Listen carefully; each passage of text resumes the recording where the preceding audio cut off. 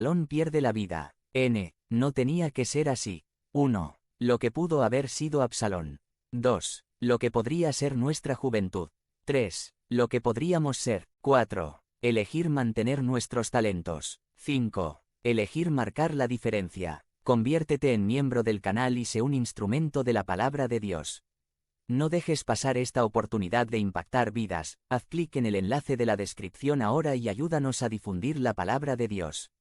Sexualidad diseñada. By Wilbur Madera Rivas. Sumari. En la Escritura se establecen los fundamentos y cimientos de nuestra sexualidad humana, y que estos no cambian de cultura en cultura, de época en época o de persona en persona. A mi generación todavía le tocó crecer con el tema del sexo como algo tabú en las familias. Comenzaba a despertar la conciencia de la educación sexual o de estar informados sobre la sexualidad, pero aún así eran muy escasos los padres que hablaban de estos temas con sus hijos. En la escuela hasta casi sexto año te empezaban a hablar de la biología de la sexualidad. Pero fuera de eso, tenías que estar cazando información con quien estuviera dispuesto. A falta de Google o Wikipedia, la bolita de amigos que se reunían en la esquina eran los informantes clandestinos de los temas prohibidos. Lo malo es que un gran porcentaje de esa información era imprecisa, falsa y hasta engañosa. Así ibas creciendo y muchos tropezamos con estos temas y unos cuantos más enredaron sus vidas por seguir consejos e información falsa al respecto, lejos de la palabra del Señor. Las generaciones hoy en día están creciendo de una manera muy diferente. Hay sobresaturación de información, gráfica, explícita y al alcance para todas las personas de todas las edades. Lamentablemente, hay mucha información, pero juntamente con ella se implanta radicalmente un sistema de valores muy distintos a los que enseña la verdad de la Escritura. Aunque hay mucha información, y ya tampoco la sexualidad es un tema prohibido, estamos hablando de sexualidad en la Iglesia, tristemente, muchos padres seguimos sin hablar o atender a conciencia este tema con nuestros hijos desde una cosmovisión cristiana. Lamentablemente, hemos dejado que alguien más enseñe a la siguiente generación lo que han querido o les ha convenido enseñar al respecto. En nombre de una educación contemporánea, se ha enseñado e implantado una visión distorsionada de la sexualidad con valores ajenos a los valores del reino de los cielos. Por esto y porque este es un tema muy relevante en nuestros días, este mes estaremos considerando enseñanza bíblica sobre la sexualidad humana. Por supuesto, no podemos abordar todas las aristas del tema, pero sí intentaremos establecer los fundamentos de nuestra perspectiva cristiana y bíblica de la sexualidad.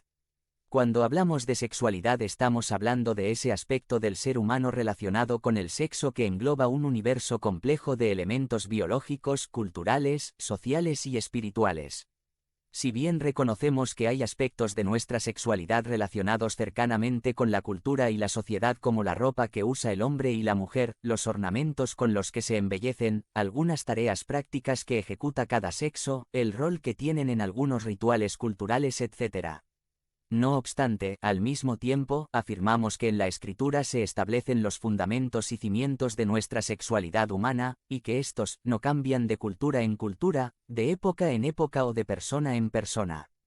Por eso, si queremos saber quiénes somos sexualmente como seres humanos, tenemos que acudir a nuestro Creador y contemplar el diseño perfecto que hizo para su imagen, que es el ser humano. Este día afirmamos que la sexualidad humana no debe depender de la cultura, la moda o el individuo, sino del diseño de Dios. Es decir, tenemos una sexualidad siguiendo un diseño, el diseño de nuestro Creador. Alejarnos del diseño es alejarnos de la voluntad bendita de nuestro Creador. Vivir nuestra sexualidad de acuerdo con el diseño es vivir el propósito de nuestras vidas. Para reflexionar en este importante tema, abriremos nuestra serie considerando un pasaje en el Evangelio de Marcos 10. Marcos 10, 2-5 dice: En eso, unos fariseos se le acercaron y, para ponerlo a prueba, le preguntaron: ¿Está permitido que un hombre se divorcie de su esposa? ¿Qué les mandó Moisés? Replicó Jesús: Moisés permitió que un hombre le escribiera un certificado de divorcio y la despidiera. Contestaron ellos: Esa ley la escribió Moisés para ustedes por lo obstinados que son, aclaró Jesús. En la escena se presentan unos fariseos, es decir, integrantes de una secta judía que en general no apreciaba ni quería mucho a Jesús. Y como el texto mismo dice, se acercaron con un solo propósito, ponerlo a prueba. Es decir, querían que Jesús se enredara en algún tema delicado para meterle una zancadilla y así eliminarlo. Llegaron con una pregunta que tiene que ver con las relaciones e implícitamente también con la sexualidad. Le preguntaron, ¿está permitido que un hombre se divorcie de su esposa? En el pasaje paralelo del Evangelio de Mateo Mt 19, agrega la acotación. ¿Está permitido que un hombre se divorcie de su esposa por cualquier causa? La Escritura enseña lo honroso que es el matrimonio. Enseña la importancia de que el matrimonio se sostenga en su unidad. Pero como siempre, encontraremos versiones alternas a las verdades bíblicas. Versiones forjadas de acuerdo con nuestros propios deseos. Esto lo vemos con todos los temas y la sexualidad no es la excepción. El ser humano, lejos del Señor, siempre estará buscando nuevas versiones de las cosas distintas a la de Dios. Versiones de la realidad que les favorezcan, que les acomoden, que sean de acuerdo con sus propios deseos. En este pasaje este era el caso. Las personas en tiempos de Jesús estaban buscando ir en contra del diseño de Dios que enfatiza la unión del matrimonio usando una versión más acorde con sus intereses en los que destruir la unión del matrimonio fuera de fácil acceso y ágil desenlace querían poder acabar con la unidad del matrimonio por cualquier cosa.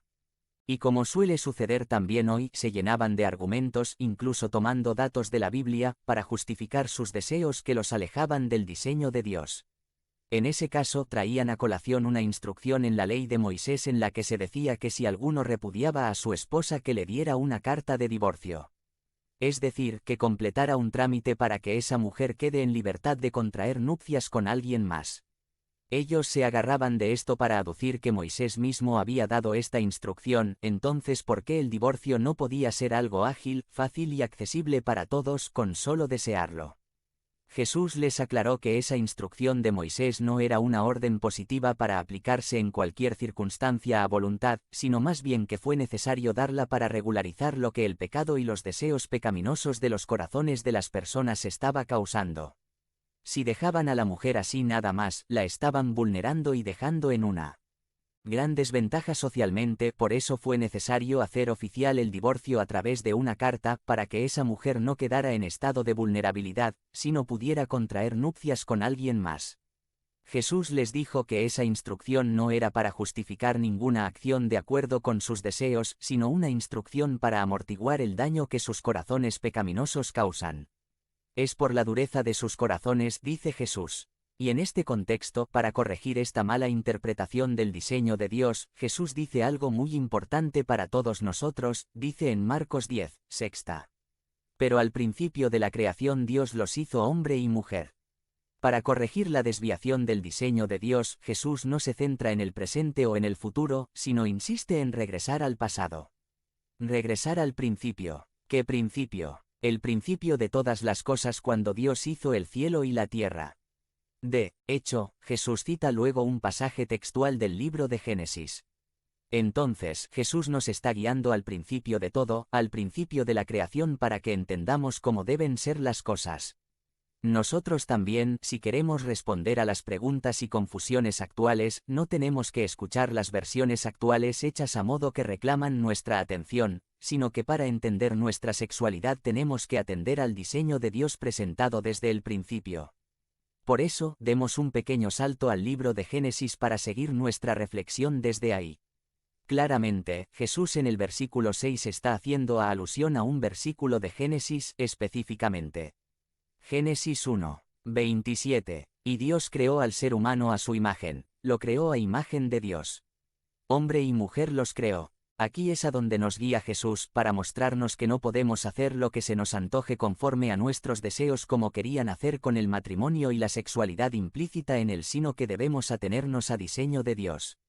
Nos lleva al principio y nos dice tres cosas muy importantes para entender lo que nosotros debemos hacer respecto a nuestra sexualidad. Debemos regresar al diseño divino establecido desde el principio. Primero, nos dice que Dios creó. Tenemos que ir al principio de todas las cosas. Y el primer versículo de la Escritura en Génesis 1, 1 dice: Dios, en el principio, creó los cielos y la tierra. Así empieza la historia del universo. Comienza con Dios. Él ha existido por siempre, no tiene ni principio ni final, pero en un momento que fue el principio de la historia, Él creó los cielos y la tierra. El hecho de que Dios haya creado todo lo que hay en el cielo y la tierra, incluyéndonos como raza humana, establece una distinción muy importante que no debemos retirar nunca del centro de toda esta discusión. Dios es el creador y nosotros somos su creación. El hecho de haber sido creados establece que el creador es quien inventó, estableció y dispuso los parámetros de su creación. El creador es quien nos define, no nosotros mismos. El creador es quien tiene el derecho sobre su creación, la creación no tiene derecho de autodefinirse o decidir qué quiere ser, su esencia es definida por el creador. Y en toda la Biblia esa distinción entre el creador y la creación se mantiene. Dios nunca cede sus derechos a nadie. Él es el Rey cuya voluntad debe ser hecha en el cielo y en la tierra porque todo fue creado por Él y por su poder subsiste. Dios es el creador e inventor de la humanidad y nos hizo seres con sexos bien definidos y no dejando nada en ambigüedades o para la inventiva o imaginación humanas. Puesto que tenemos un creador y nosotros somos su creación, estamos sujetos al plan y diseño original del creador para su creación. Segundo, nos dice que Dios creó al ser humano a su imagen. El versículo previo a este, es decir Génesis 1, 26 dice: Hagamos al ser humano a nuestra imagen y semejanza. Que tenga dominio sobre los peces del mar, y sobre las aves del cielo, sobre los animales domésticos, sobre los animales salvajes, y sobre todos los reptiles que se arrastran por el suelo. Esto pone más en perspectiva las cosas. ¿Qué es el ser humano? Es imagen de Dios, fue hecho a imagen y semejanza de Dios. Los demás seres fueron creados según su especie, pero el ser humano fue hecho teniendo a Dios como modelo. Y fue puesto en la tierra para que la administrara teniendo la dirección sobre todos los seres de la tierra. El mismo hecho de haber sido creados a imagen de Dios nos dice, de entrada, dos cosas. 1. Que no podemos entender nuestra vida e identidad apartados de Dios. Somos imagen, no somos el original. Esta mañana antes de venir aquí seguramente te paraste frente al espejo.